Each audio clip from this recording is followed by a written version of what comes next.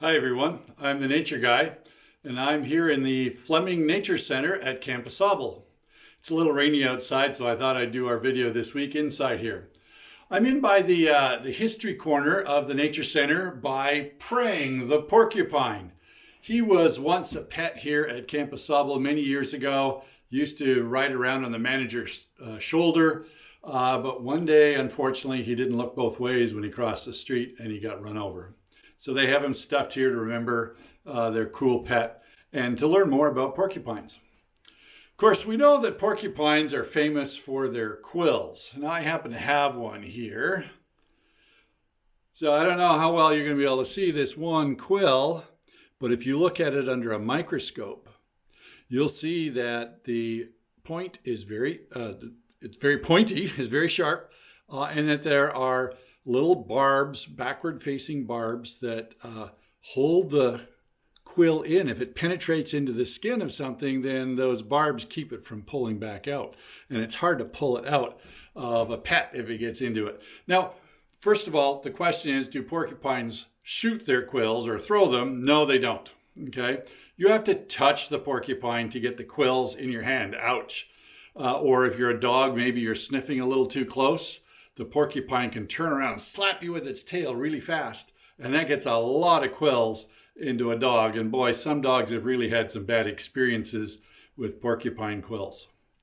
So they don't shoot them. Now, I suppose the idea of them shooting them may have come from the fact that maybe when they're flapping their tail really fast, one loose quill may go shooting off, but is not a very good shot.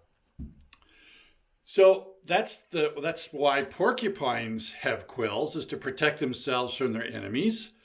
They're just rodents, large rodents. They're the third largest rodent that we have in North America. You can tell by the front teeth. And it has hair like a mammal, but some of the hairs are specialized. In fact, 30,000 of those hairs are specialized into quills to protect the animal. Now, it's interesting that this porcupine, even though he's protected by his quills, those quills have been used by humans. Native Americans, particularly around the Great Lakes area, used to use porcupine quills as part of the decorations for their clothing. So potentially a headband or headrest or a collar or their moccasins, or even something they called a jingle dress, where a lot of careful embroidery was done using porcupine quills. So they collect the quills. Boy, how do you collect a quill from a porcupine? Well, they had a neat trick. They take a wool blanket and put it over the porcupine. And so they just kind of cover the porcupine up with the wool blanket. And as it struggled to try to get away, would probably flap its tail a few times, that would get quills all the way through the blanket. They could let the porcupine go and then take the blanket and pull out all the individual quills.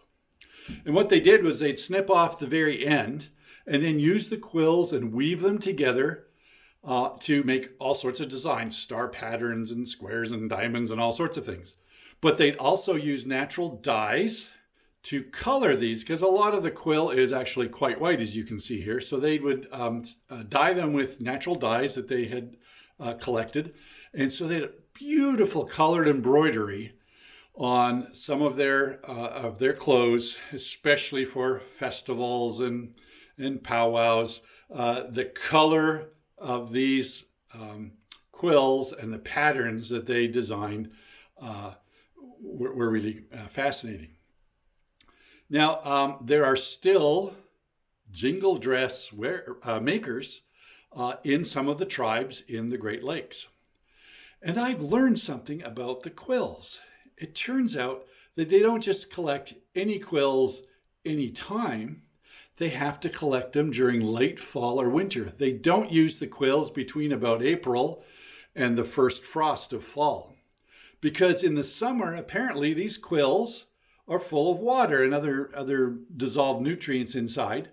And that helps protect the porcupine against the heat. So it's a way of thermoregulating, having water in the quills. But later on, in about the time of the first frost, the quills lose their water and they're hollow, and Hollow fibers makes a good insulator, so it helps them in the winter to stay warm, and when they're full of water, helps them in the summer to stay cool.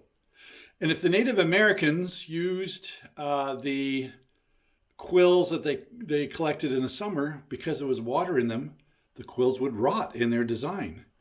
So they only used quills from late fall and winter for their decorations.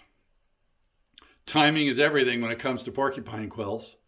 And timing is everything for God too. God is very concerned about our time, how we use our time, what we do with our time.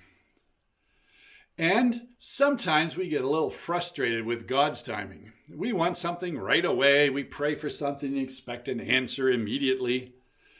But God has our eternal well-being in mind. And sometimes the timing means we need to wait. And so we need to learn to be patient, not just with God, but with each other, and to wait on God's perfect timing. Thanks very much for listening. We'll see you next time. Bye now.